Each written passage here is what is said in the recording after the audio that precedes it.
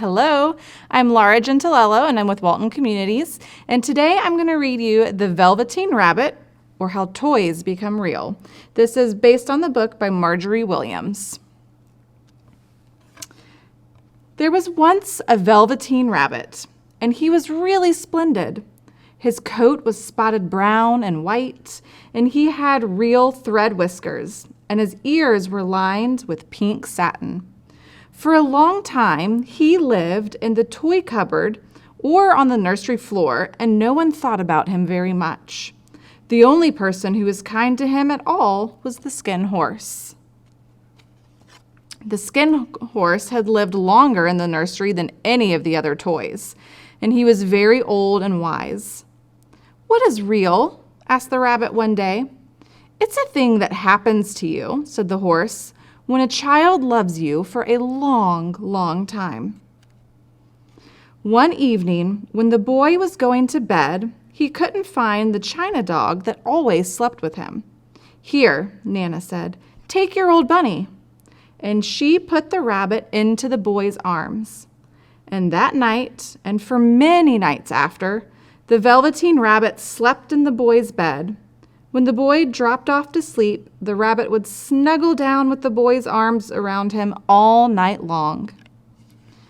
Spring came, and they had long days in the garden, for wherever the boy went, the rabbit went too. Once, when the rabbit was left out on the lawn until long after dark, Nana had come and had to look for him. "Fancy all that fuss for a toy," she said. "You mustn't say that," said the boy. "He isn't a toy. He's real." And when the little rabbit heard that, he was happy. He was real. One evening in the garden, the rabbit saw two strange beings. They were rabbits like him, but quite furry and brand new. "Why don't you get up and play with us?" one of them asked. "I don't feel like it," said the rabbit. "I don't believe you can," said the furry rabbit. "He doesn't smell right. He isn't a rabbit at all. He isn't real."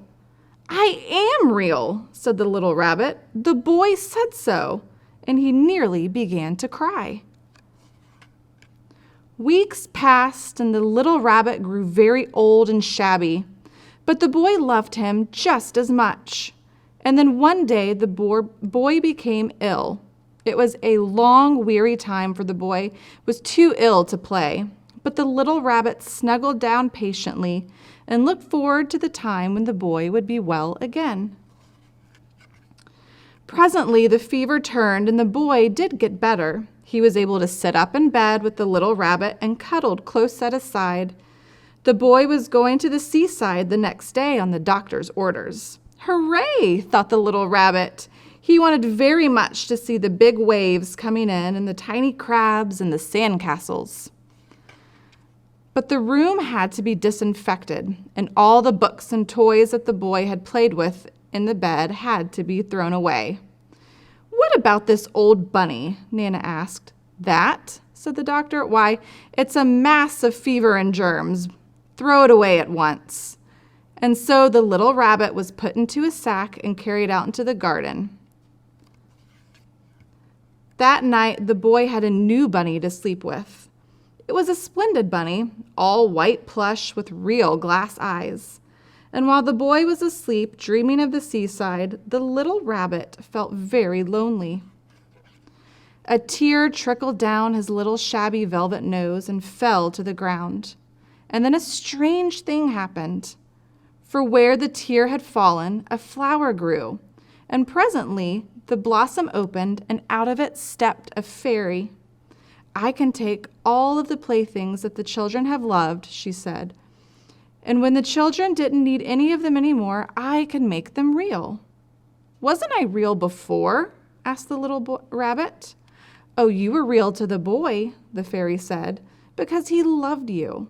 But now you shall be real to everyone." And she flew with the little rabbit into the wood where the wild rabbits danced.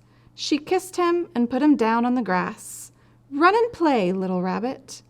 But the little rabbit sat quite still. He didn't want the other rabbits to see that he was made all in one piece. But just then, something tickled his nose. And before he thought what he was doing, he lifted his hind toe to scratch it. He found that he actually had hind legs. And instead of dingy velveteen, he had brown fur. His ears twitched by themselves, and his whiskers were so long that they brushed the grass. He was a real rabbit at last, at home with the other rabbits. Autumn passed, and winter, and in the spring, when the days grew warm, the boy went out to play in the wood. While he was playing, 2 rabbits crept out and peeped at him. One of them had strange markings. Around his nose and eyes there was something familiar. The boy thought to himself, "He looks just like my old bunny that was lost when I had a fever." But he never knew that it really was his own bunny. He'd come back to look at the child who first helped him to be real. The end.